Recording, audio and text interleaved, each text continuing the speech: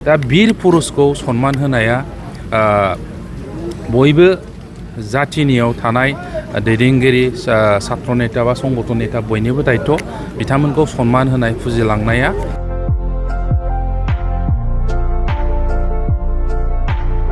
बसुमतारी बिथांनि दिनै थैनाय सान नोंथांमोनाबो BSc हिसाबै फैनानै बिबार बावफैदों।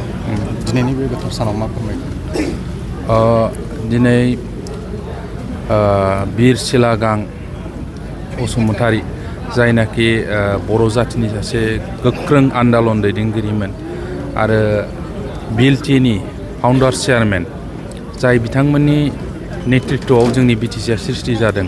बे संगठननि मोनसे समनि फाउन्डार चेयारमेन बर' जातिनि बीर पुरुष बिथांनि दिनै 29थि थैनाय सान फालिनाय आरो बेखौ बिथांनिनो गामि बे बंसिगाव ओनसोलाव फालिनाय जादों।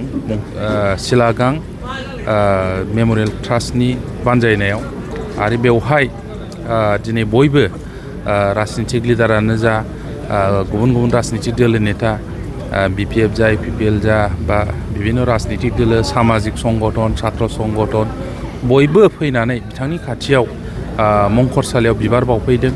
बिथांखौ सन्मान होफैदों, श्रद्धा खालामफैदों। मानो होनबा बिथाङा जोंनि बर' जातिनि सासे बीर पुरुष जोहोलाव।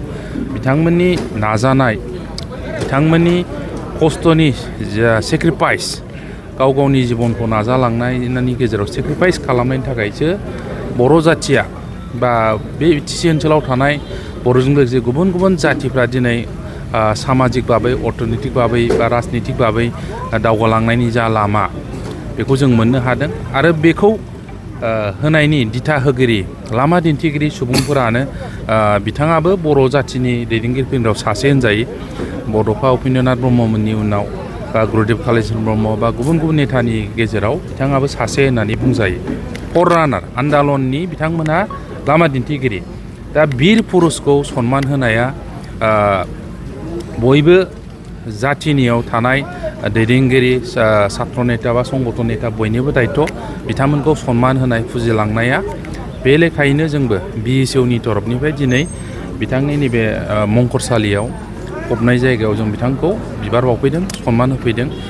जाहाथे जोंनि इयुन जोलैफ्राबो हारि हिसाबै जों बिथांमोनखौ जाहाथे फोथांलांनानै बिथांमोननि आदर्शखौ जोङो जोंनि समाज दानायाव, रायजो खुंनायाव हेफाजाब होलांनायाव जोंखौ मदद होयो।